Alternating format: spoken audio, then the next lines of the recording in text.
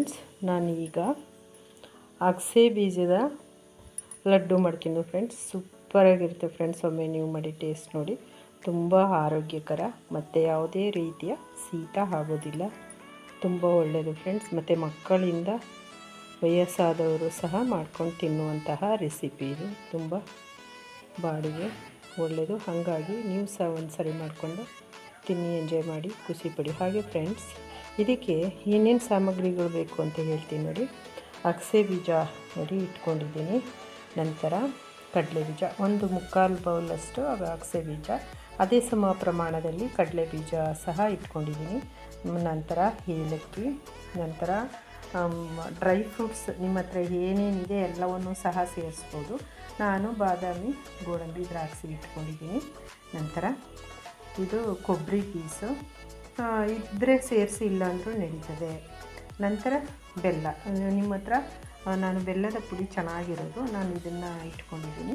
ನೀವು ಒಂದು ವೇಳೆ ಇಲ್ಲಾಂದರೆ ಮಾಮೂಲಿ ಬೆಲ್ಲವನ್ನು ಸಹ ಸೇರಿಸ್ಬೋದು. ಇಷ್ಟೇ ಅಲ್ಲದೆ ಇದ್ರ ಜೊತೆಗೆ ಗಸಗಸೆ ಮತ್ತು ಇನ್ನು ಉಳಿದ ಎಲ್ಲ ಡ್ರೈ ಫ್ರೂಟ್ಸ್ಗಳು, ಖರ್ಜೂರ ಇವೆಲ್ಲವನ್ನು ಸಹ ಸೇರಿಸ್ಬೋದು ಫ್ರೆಂಡ್ಸ್. ಇಷ್ಟಿದ್ರೂ ಸಹ ಮಾಡ್ಬೋದು. ಹಾಗಾಗಿ ತುಪ್ಪ ಎಲ್ಲವನ್ನು ಸೇರಿಸ್ತೀನಿ, ಅವಾಗ ತೋರಿಸ್ತೀನಿ. ಈಗ ಮುಂದೇನು ಮಾಡೋದು ಅಂತ ತೋರಿಸ್ತೀನಿ ನೋಡಿ. ಇಷ್ಟು ಸಾಮಗ್ರಿಗಳಿದ್ದರೆ ಅಗಸೆ ಬೀಜದ ಲಡ್ಡನ್ನ ಮಾಡಬಹುದು. ನಾನು ಸ್ಟವ್ ಹಚ್ಚಿ ಬಾಣಲೆ ಇಟ್ಟಿದ್ದೀನಿ.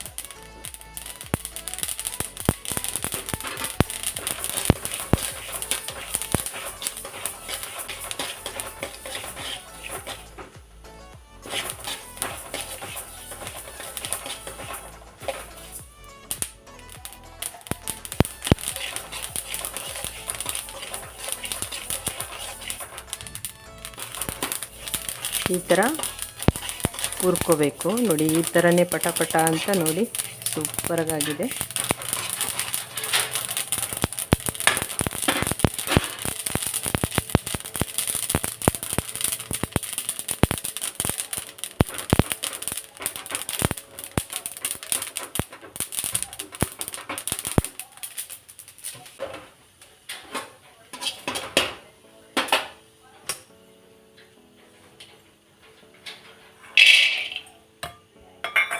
ನಂತರ ಕಡಲೆ ಬೀಜ ಹುರ್ಕೋತಾ ಇದ್ದೀನಿ.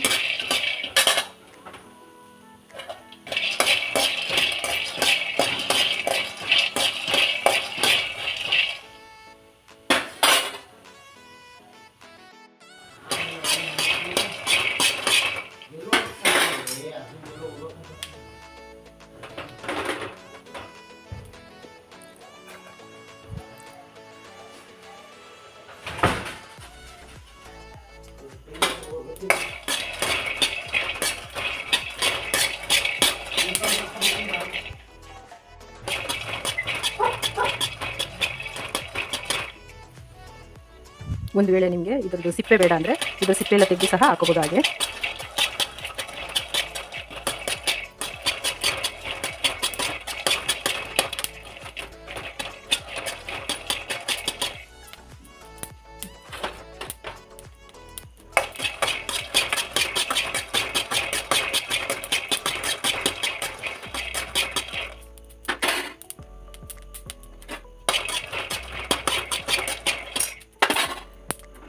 ಇವಾಗ ಇದು ರೆಡಿ ಆಯಿತು.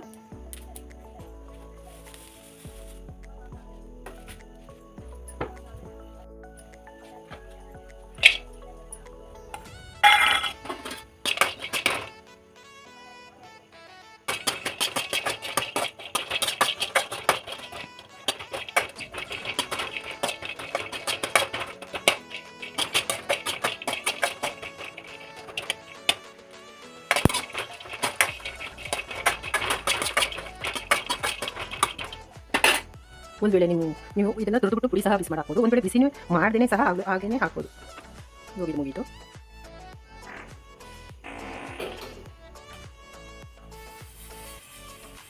ಎಳ್ಳು ಹಾಕ್ತಾಯಿದ್ದೀನಿ ಫ್ರೆಂಡ್ಸ್. ನಾನು ಎಳ್ಳು ತೋರಿಸಿರಲಿಲ್ಲ, ಇವಾಗ ಹಾಕ್ತಾಯಿದ್ದೀನಿ. ಅದು ಸ್ಕಿಪ್ ಆಗಿಬಿಟ್ಟಿತ್ತು, ಹಾಗಾಗಿ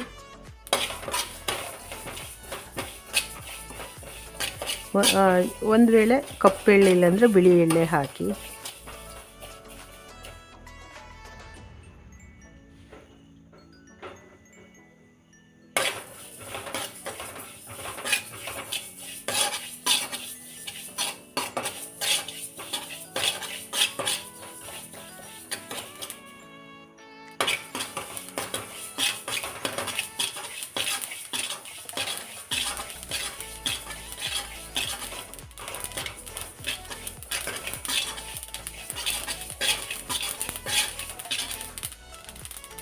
ಇವಾಗ ಸ್ಟವ್ ಆಫ್ ಮಾಡ್ತೀನಿ.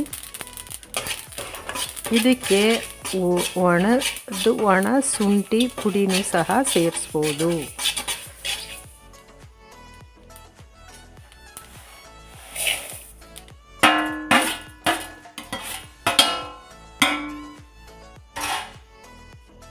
ಇವಾಗ ನೋಡಿ ಇದೆಲ್ಲ ಒಟ್ಟಿಗೆ ರೆಡಿ ಆಯಿತು. ಇದು ತಣ್ಣಗಾದ್ಮೇಲೆ ನಾನು ಇದನ್ನು ಪುಡಿ ಮಾಡ್ತೀನಿ. ಸ್ವಲ್ಪ ಹೊತ್ತು ತಣ್ಣಗಾಗಬೇಕು.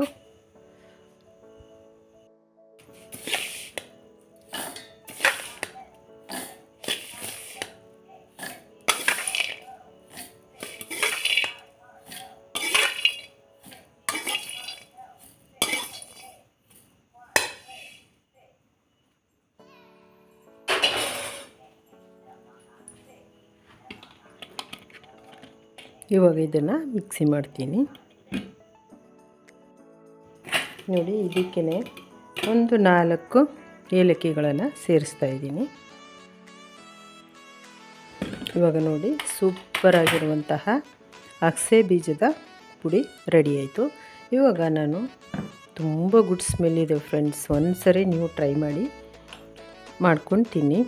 ಹಾಗೆ ಈಗ ಮುಂದೇನು ಮಾಡೋದು ಅಂತ ತೋರಿಸ್ತೀನಿ ನೋಡಿ.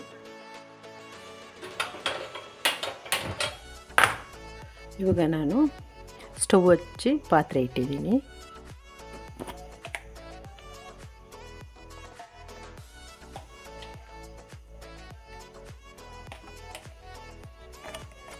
ನಾನು 2 ಸ್ಪೂನು ತುಪ್ಪ ಹಾಕಿದ್ದೀನಿ.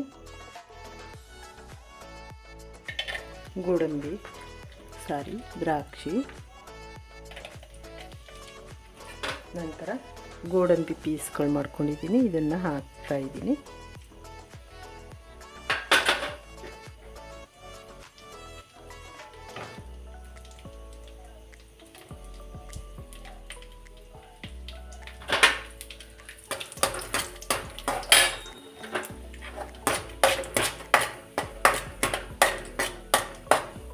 ಈಗ ಇದು ರೆಡಿ ಆಯಿತು. ಇದಕ್ಕೆ ನಾನು ಈ ಪುಡಿನ ಸುರಿತೀನಿ.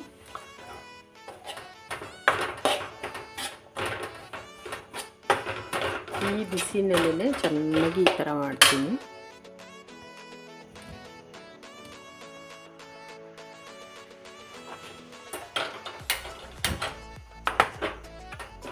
ನಾನು ಈ ಬಿಸಿಗೆ ಬೆಲ್ಲದ ಪುಡಿಯನ್ನು ಸೇರಿಸ್ಕೊತಾ ಇದ್ದೀನಿ.